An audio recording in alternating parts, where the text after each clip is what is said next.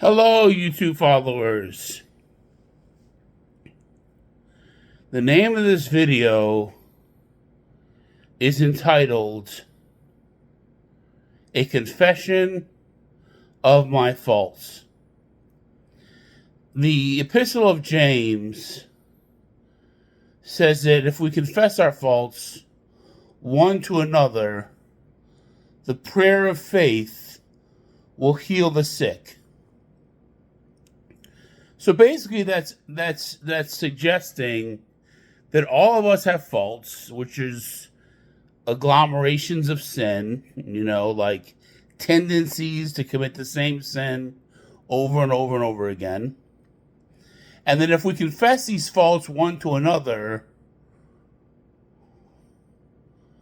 praying for each other about the faults that we hear, namely not judging each other or criticizing each other or accusing each other, but rather praying for each other about the faults that we hear, can heal ourselves and one another of these faults, and we will stop being quote unquote sick with these tendencies to commit these sins.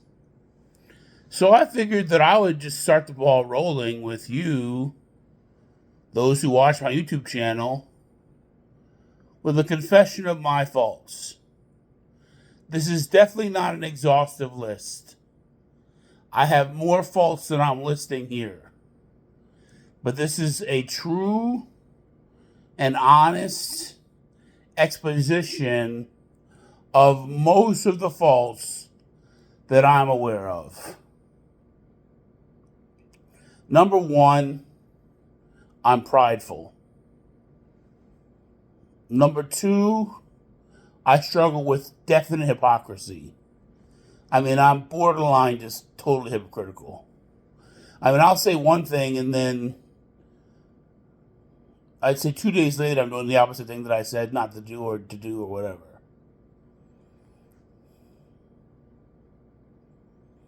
Number three, I'm profane.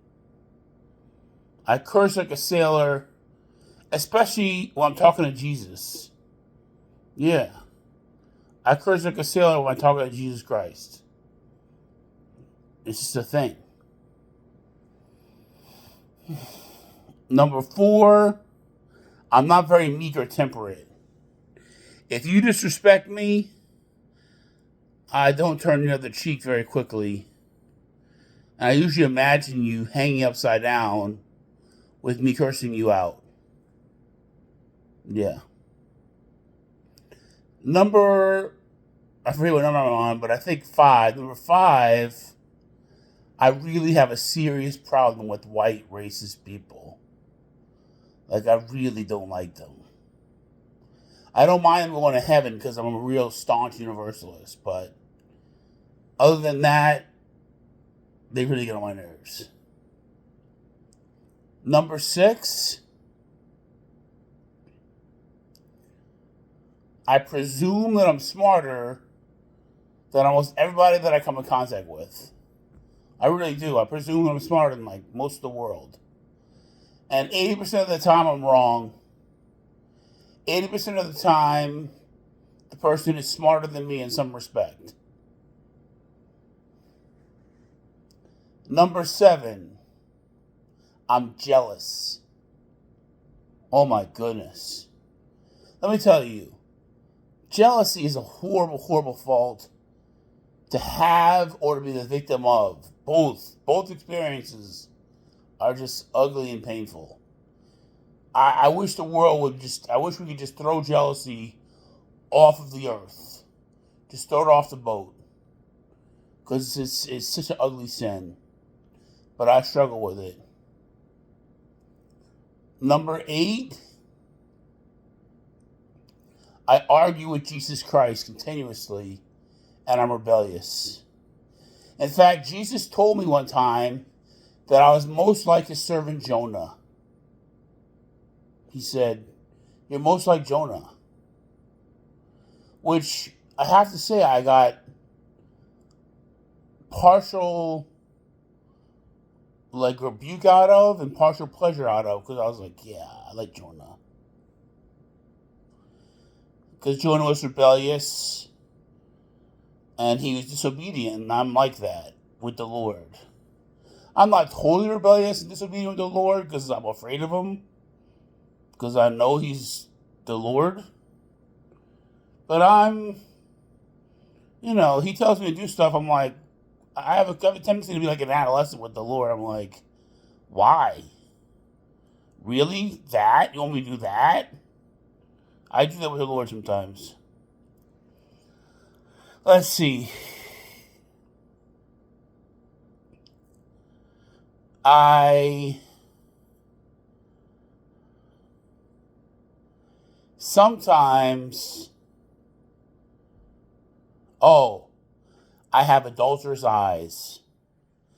I'm not adulterous necessarily. I have never committed adultery. But my eyes are adulterous, meaning that I follow the opposite sex with my eyes. And it's kind of offensive. But I do it. Yep, I do it.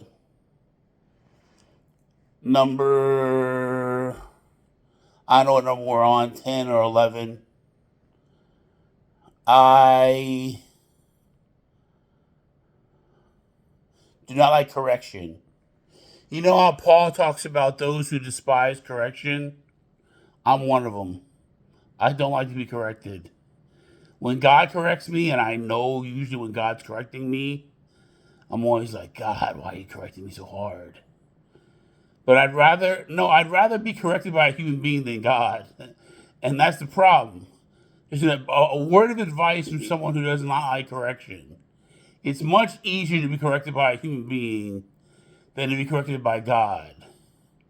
So when human beings are correcting you, pay attention.